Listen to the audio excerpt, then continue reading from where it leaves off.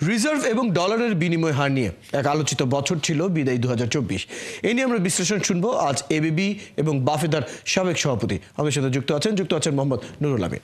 মোহাম্মদ নুরুল আমিন, আপনাকে স্বাগত জানাচ্ছি অর্থযোগের আজকের আয়োজনে। প্রথমে যেটি জানতে চাই, বছর শেষে এসে 24 বিলিয়ন আমরা রিজার্ভ এখন পর্যন্ত দেখতে পাচ্ছি। কি মনে করেন এই পরিমাণ রিজার্ভটি আসলে কতটুকু যথেষ্ট? কি মতামত নিয়ে আপনার?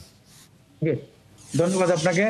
এটা একটা গ্রস রিজার্ভ, আর আমাদের আইএমএফ এর নির্দেশ অনুযায়ী আমাদের এখানে একটা স্বস্তির পয়েন্ট হচ্ছে যে আইএমএফ এর নির্দেশ অনুযায়ী যেইটুকু নিট থাকা দরকার রিজার্ভ, আমরা সেই বেঞ্চমার্কের উপরে আছি। এটা হচ্ছে একটা ইম্পর্টেন্ট এক। দ্বিতীয় হলো 24 গ্রস যে এটা আমাদের জন্য এই মুহূর্তের জন্য, যেখানে আমরা অনেক নেমে গিয়েছিলাম, যেটা আমরা 18-19-এ চলে আসছিলাম, সেই তুলনায় আমরা এটাকে ভালো মনে করছি। Thanks to our exporters, thanks to our remitters, যারা এই কাজটা নিয়মিতভাবে গত কয় মাসে দুটো খাতেই আমাদের গ্রোথ আছে, এবং দ্যাট হেল্প আস ইন আমাদের রিজার্ভ বাড়ানোর ক্ষেত্রে সাহায্য করেছে। কিন্তু একটা জিনিস হচ্ছে যে আমরা ইম্পোর্ট নির্ভর দেশ, সেই ইম্পোর্টটা এখনো ওই 5 বা অ্যারাউন্ড 5 বিলিয়ন ডলারের মধ্যে রয়ে গেছে মাসে।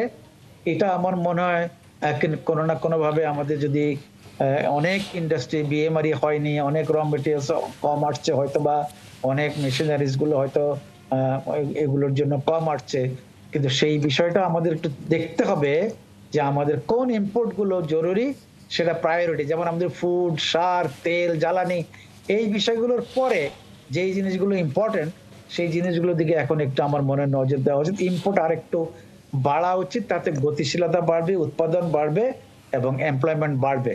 তো ফলে 24 আমাদের এই মুহূর্তের জন্য আমাদের জন্য স্বস্তিদায়ক, এই কথাটা আমার ব্যক্তিগত মতামত আমি দিতে পারি। আর একটি বিষয় মতামত জানতে চাই, 127 টাকা এখন ডলারের দর।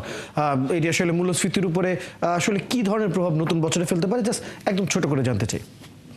অবশ্যই প্রভাব ফেলবে, কারণ হচ্ছে আমাদের দেশের সব যে সাপ্লাই চেইনের কারণে বড় ধরনের ইনফ্লেশন হয়, বিকজ এখানে মধ্যস্বত্বভোগীরা ওই সুযোগটা নেয়। গ্রোয়ার এবং কারেন্ট বাজার বা আমাদের কনজিউমার মার্কেটের মাঝখানের জায়গাটাতেই দাম বেশি বাড়ে। আর এটার সঙ্গে ইন্টারন্যাশনাল কারণগুলো অনেক সময় জোর, আন্তর্জাতিকভাবে যে মূল্যস্ফীতি বেশি থাকে, দ্রব্যমূল্য বাড়ে, এবং এখানে স্বস্তি হচ্ছে যে আমাদের তেলের দাম আগের মানে অনেক দিন একই রকম আছে, তাইলে অন্যান্য পণ্যের দাম বিদেশে কিন্তু তত বাড়েনি। আর আপনি গত কয়েকদিনের খোঁজ খবর নিলে দেখবেন যে ইনফ্লেশন বাইরেও কম। ফলে যেটা হচ্ছে, আমাদের অনেক ট্যারিফ কমে দেওয়া হয়েছে, অনেক কিছু গভর্নমেন্ট মেজার নিচ্ছেন, এর বেনিফিটটা কনজিউমার পাচ্ছেন না। এখন এককভাবে আপনি দেখেন 86-85 থেকে 100 উপরে ডলার গেল, সেখান থেকে একটা 110, সেখান থেকে আমরা 118-তে মোরাললেস একটা সেটেল আমরা করেছিলাম, তারপরে 20, এখন বাংলাদেশ ব্যাংক বলছে 123।